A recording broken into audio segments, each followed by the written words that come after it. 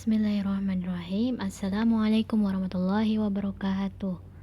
Ya, Tholibat kelas 7 ya. Hari ini kita akan belajar materi terkait dengan situasi global yang masih menimpa bumi kita ya, khususnya juga menimpa Indonesia ya.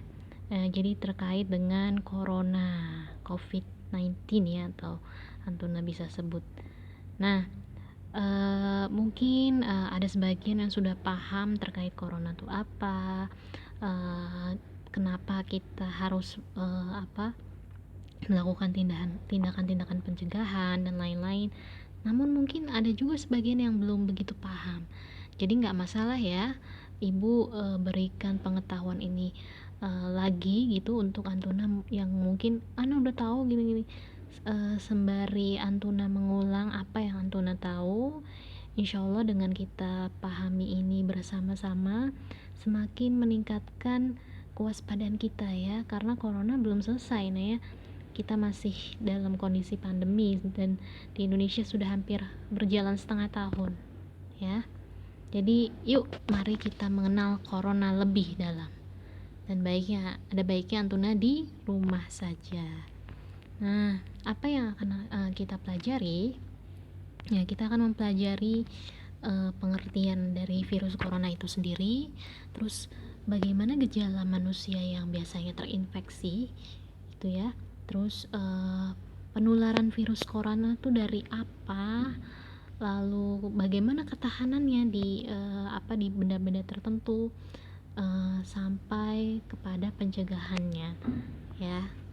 Nah, yang pertama nih, kita akan bahas ya, apa sih yang dimaksud dengan virus corona ya. Di sini Antuna bisa lihat, virus corona itu virus baru ya. Jadi ini virus yang memang baru, bukan virus lama. Kalau virus lama kan mungkin yang udah Antuna tahu kayak campak, influenza ya, memang sudah Antuna sebelum Antuna masuk masuk Abuzar atau belum lahir pun virusnya sudah ada kalau influenza ya. Nah, ini virus corona nih baru nih ya, baru, makanya disebut COVID-19 karena memang baru terdeteksi tahun 2019 ya. Nah, dan apa sih yang diserang oleh virus ini gitu ya. Virus itu kan beda-beda, dia tergantung menyerangnya apa gitu. Nah, virus corona ini menyerang sistem pernafasan. Nah, penyakit karena infeksi virus ini ya Antuna bisa tahu ya, sudah tahu insyaallah COVID-19. Dan pada banyak kasus virus ini hanya menyebabkan infeksi pernapasan ringan seperti flu ya, seperti flu. Jadi dalam beberapa kasus gitu ya, virus ini kelihatannya kayak kita lagi flu aja gitu kalau orang-orang yang sudah terinfeksi. Tapi pada kenyataannya bukan hanya tentang flu aja gitu ya. Kalau misalkan gejalanya semakin parah, kondisi kesehatannya semakin memburuk, dia bisa menjadi infeksi pernafasan berat atau yang bisa disebut dengan penyakit pneumonia, yaitu infeksi paru-paru ya. Antuna bisa lihat dan cari sendiri ya definisi pneumonia lebih dalam, atau nanti tanyakan ke Ustazah Amini ya. Intinya ini adalah penyakit infeksi paru-paru yang cukup kronis gitu, hingga pada akhirnya kematian ya. Jadi tergantung gitu, virus ini ketika menyerang seseorang bisa gejalanya ringan, terlihat hanya seperti flu biasa, bisa sampai infeksi paru-paru, pneumonia, dan bisa sampai berujung kepada kematian, terkhusus nih pada lansia ya yang memiliki riwayat penyakit kronis ya gitu. Jadi memang virus ini virus baru, maka dari itu akan selalu ada info update, info yang berubah. Kalau dulu-dulu kan mungkin pas awal-awal Antuna pahami,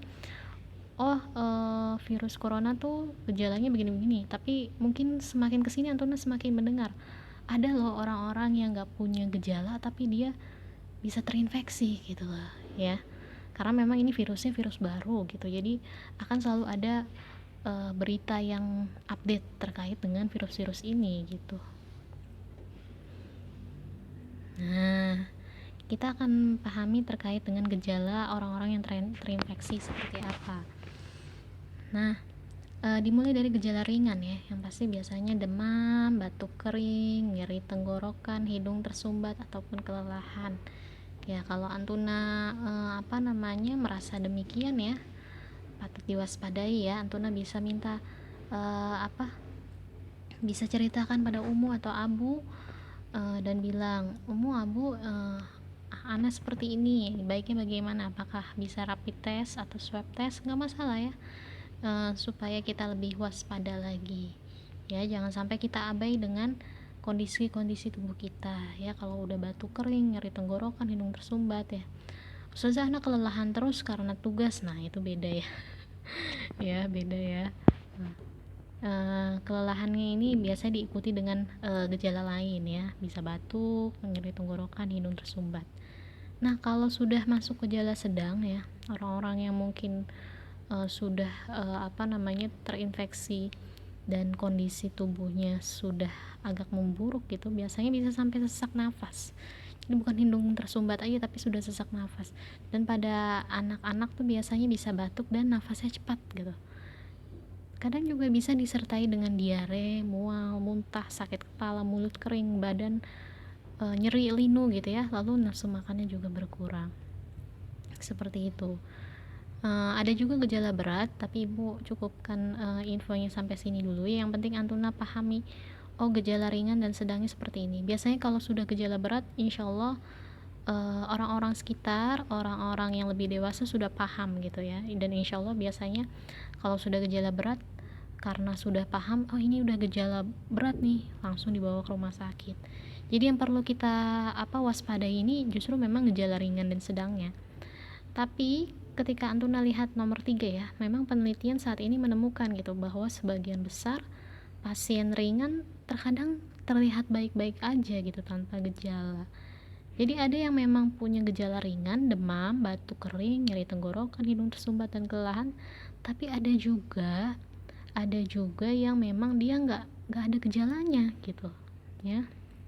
Kok bisa gitu Ustazah, kenapa kok beda-beda ya? Memang penjelasan lebih dalamnya mungkin Antuna bisa ini ya, bisa tanyakan kepada yang ahli, bisa lihat di internet. Tapi yang ibu pahami adalah bahwa virus ini gejala yang nampak pada orang-orang yang terinfeksi tergantung kepada orang-orang itu sendiri.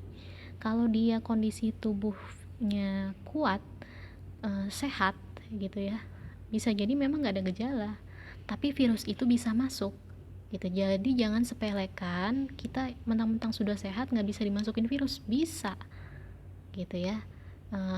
Terus kalau misalkan sudah dimasukin virus, orang-orang yang sehat itu biasanya memang nggak terlihat gejalanya.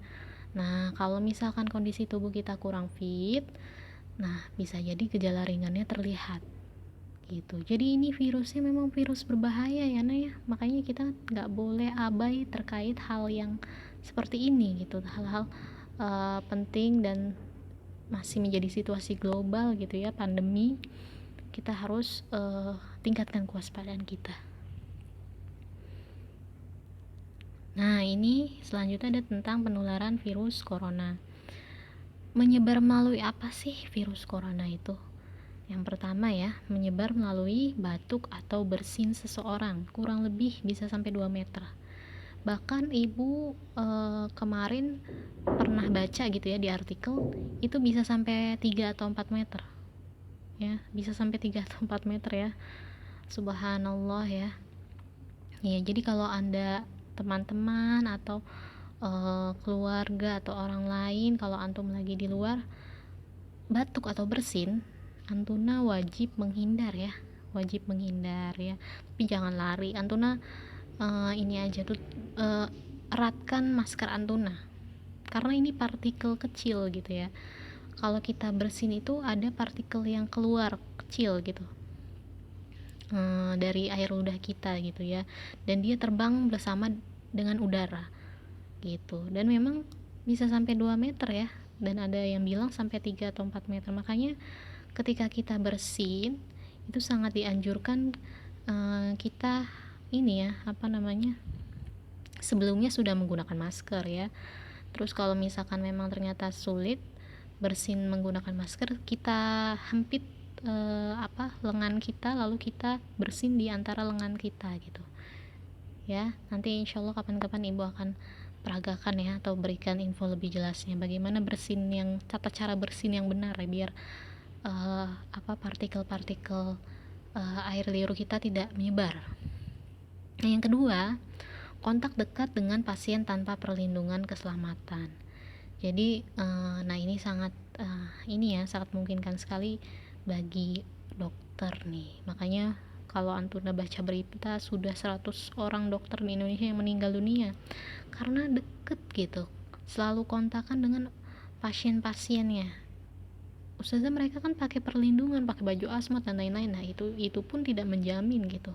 Terkadang kalau kita kelelahan, apalagi dokter kan melayani banyak orang ya terinfeksi corona, bisa jadi ada saat-saat tertentu kita tanpa perlindungan gitu ya, dan terlupa gitu untuk cuci tangan dan lain-lain. Makanya ketika sudah ada orang yang terinfeksi, dia wajib diisolasi, tidak boleh keluar-keluar, main-main dan lain-lain gitu. Seperti itu ya Naya ya. Nah lalu nih yang ketiga, ini yang mungkin agak sering kita abaikan gitu ya, menyentuh permukaan benda yang terkontaminasi, lalu menyentuh mulut, hidung atau mata dengan tangan yang kotor ya. Habis nyentuh benda tuh, bisa meja, kursi, handle pintu ya, itu biasanya orang-orang pegang. Nah kita pegang itu lalu setelahnya kita garuk-garuk muka. Nah ini yang bisa jadi penularan virus corona, karena kita nggak tahu nih benda-benda yang kita pegang itu sudah dipegang sama orang lain berapa kali. Makanya sekarang sangat dianjurkan harus sering-sering cuci tangan ya Nek, apalagi habis megang uang, megang handle pintu dan lain-lain. Kita harus lebih meningkatkan kewaspadaan untuk sering-sering mencuci tangan. Sama yang keempat, ini paparan terhadap hewan yang diduga terinfeksi. Kalau di Indonesia ibu belum dengar ya sejauh ini ada atau tidaknya, tapi kalau di luar negeri memang sudah ada kucing kena corona, ada ya. Maka kita juga harus jaga jarak juga dengan hewan-hewan peliharaan ya, karena ternyata virus ini juga berpotensi pada mereka gitu. Nah ini kita akan bahas ketahanan virus corona di benda-benda mati ya. Nah ini Tuna bisa lihat, kalau di aluminium kalau ada virus corona itu sekitar sampai 8 jam bertahan. Besi 48 jam ya, bahan apapun yang terkait dengan besi ya. Kaca 4 hari, kayu 4 hari, kertas bisa sampai 5 hari ya. Sarung tangan medis bisa 8 jam, plastik bisa sampai 5 hari. Nah ibu paparkan ini supaya kita lebih aware ya, kalau kita megang barang-barang seperti ini kita harus sering cuci tangan. Dan kalau Antuna membantu ya, misalkan kalau weekend kan kadang kita bantu bersih-bersih, ini jangan terlupakan untuk dielap ya, dielap benda-benda seperti ini kayak kayu, plastik, kertas ya, itu dielap juga ya dengan desinfektan, karena kita nggak tahu nih ini udah dipegang sama siapa, terus apakah ada virusnya atau enggak, di hari keberapa dipegang sama orang gitu ya, apakah sudah 5 hari atau enggak. Makanya kita harus sering-sering semprotkan disinfektan ya pada benda-benda ini, atau enggak dicuci ya. Kalau misalkan kaca kan dari gelas, dicuci aja ya, kalau habis dipakai orang segera dicuci gitu ya Naya. Jadi ini buat pengetahuan Antuna ya, besi bisa sampai 2 hari.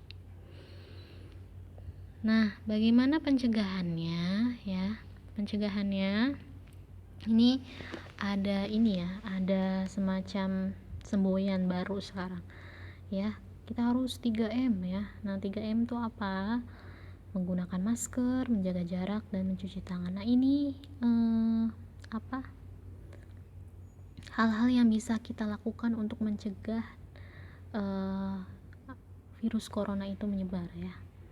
Jangan lupa gunakan masker ya, walaupun itu mau ke warung sebelah pun harus menggunakan masker, karena kita nggak tahu nih virus coronanya di mana ya. Virus corona itu kecil gitu, nggak tahu nih kalau ketemu orang orangnya ternyata orang tanpa gejala, wallahu alam ya. Kalau nggak menggunakan masker ngobrol sama orang, bisa jadi nanti ada partikel-partikel air liur ya yang terbang di udara ketika kita bicara.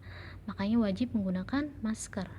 Ada ini apa namanya, ada semboyannya juga ya, maskerku melindungimu, maskermu melindungiku gitu. Jadi kalau kita pakai masker itu sama-sama buat perlindungan semuanya gitu ya, bukan hanya melindungi diri kita tapi melindungi orang lain juga. Bisa jadi kita juga yang memang ternyata orang tanpa gejala, seperti itu ya Naya. Nah lanjut, juga menjaga jarak. Nah ini juga penting nih ya. Sebisa mungkin kurangi kegiatan kumpul-kumpul ya. Kalau ada mau acara hangout sama teman, nah ini jangan dulu ya, mentang-mentang PSBB udah selesai terus kita ini reunian sama teman SD, nah itu ada baiknya jangan ya, lakukan secara virtual saja. Sama mencuci tangan ya, tadi ibu sudah jelaskan ya, virus corona bisa bertahan di mana saja, di benda-benda, bisa sampai 2, 3, 4 sampai 5 hari bahkan ya. Nah maka dari itu kita perlu sering-sering cuci tangan, karena tangan itu tempat yang paling ini ya, sering berkumpulnya virus, kuman, bakteri ya. Karena kita menggunakan apapun, megang apapun diawali dari tangan. Gak mungkin ya kita megang sesuatu dengan kaki, dengan kepala kita, dari tangan. Makanya kita harus sering-sering mencuci tangan ya, untuk menghindari virus corona. Nah ini untuk pengetahuan saja ya, memang sebagian besar yang terinfeksi coronavirus itu punya bergejala ringan, gejala ringan yang tadi sudah ibu sebutkan ya, atau bahkan tidak bergejala. Jadi sekali lagi, ada orang-orang yang tanpa gejala dia bisa terkena virus. Nah tapi kita nggak perlu panik ya. Kalau misalkan kita pahami orang-orang kayak gini sebenarnya bisa isolasi mandiri di rumah, nggak perlu ke rumah sakit ya, nggak perlu ke rumah sakit. Kok ustazah nggak perlu di rumah sakit?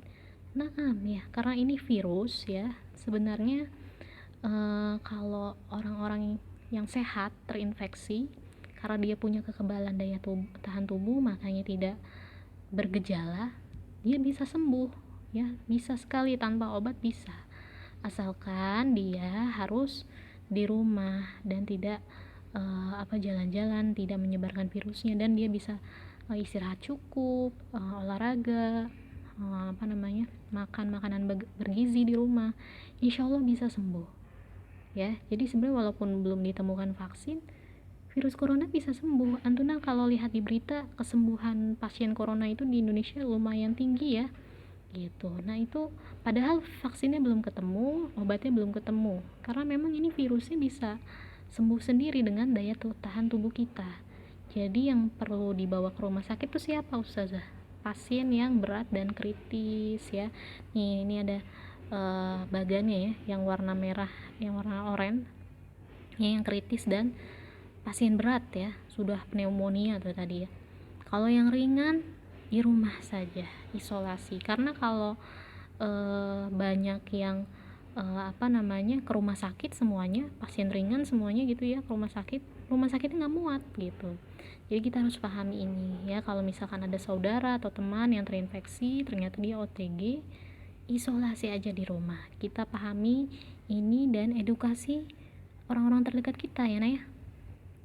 Nah ini sebagai tambahan dan untuk Antuna semakin paham ya. Jadi klasifikasi kasusnya ya. Jadi orang-orang yang kena corona tuh nggak bisa langsung terkonfirmasi ya. Dimulai dari 4 tahapan ini. Bisa jadi orang tanpa gejala, lalu orang dalam pemantauan, pasien dalam pengawasan, sampai terkonfirmasi gitu. Orang tanpa gejala tuh yang kayak gimana? Dia nggak punya gejala ya. Gejalanya nggak kelihatannya sehat-sehat tapi terinfeksi. Nah dia isolasi di rumah.